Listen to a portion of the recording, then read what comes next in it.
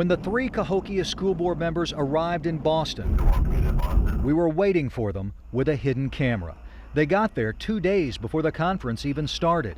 Board members Clifton Lovett and Larry Wynn brought their wives. They were joined by board president Peggy Shelton. The trip cost at least $7,584, which is more than what nearly all local school districts spend on board training and travel and an entire year. Why do you have to travel to Boston, pay all that money to hear a particular message? Dr. Garrett Duncan is an associate professor at Washington University who specializes in ethics in education. The priorities are out of order, and there's a seeming indifference towards the needs of their district. The day after they arrived in Boston, Wynn and Lovett attended a day-long workshop, but Shelton left after only a 3-hour course, then went back to the hotel and hung around with the wives of the other board members.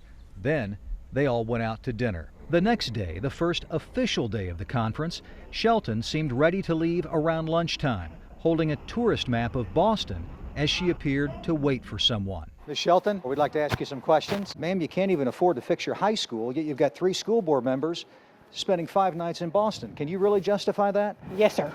How do you justify that? Continuing education.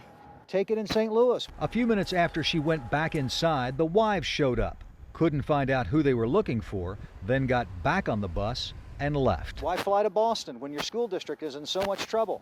They don't offer the classes that we're taking here and there. Ma'am, seriously, I think a reasonable person looks at this and says, you've got to be kidding me. And that was before I went to the National School Boards Association website and found the written presentation for every workshop at the conference. All 3,270 pages, and I got all of it for free.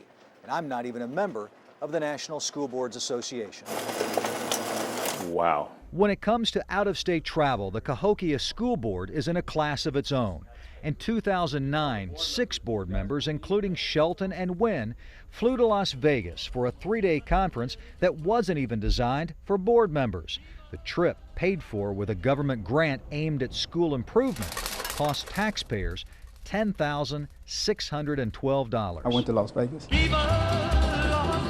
And there have been repeated trips to Chicago for state and national conferences, costing tens of thousands of dollars in recent years. During the current school year alone, Cahokia has spent at least $15,645 on board training and travel. How does that compare to other districts? We received records from 23 local districts. Half of them spent less than $3,000 this year. The closest to Cahokia was Maplewood-Richmond Heights, which spent about $8,300. But much of the cost is tied to 2 trips, one to Boston, the other to Italy, where the district will receive prestigious awards. And because of that, Dr. Duncan says the expenses are justified. They could defend this. But can Cahokia defend it? A district that's falling apart.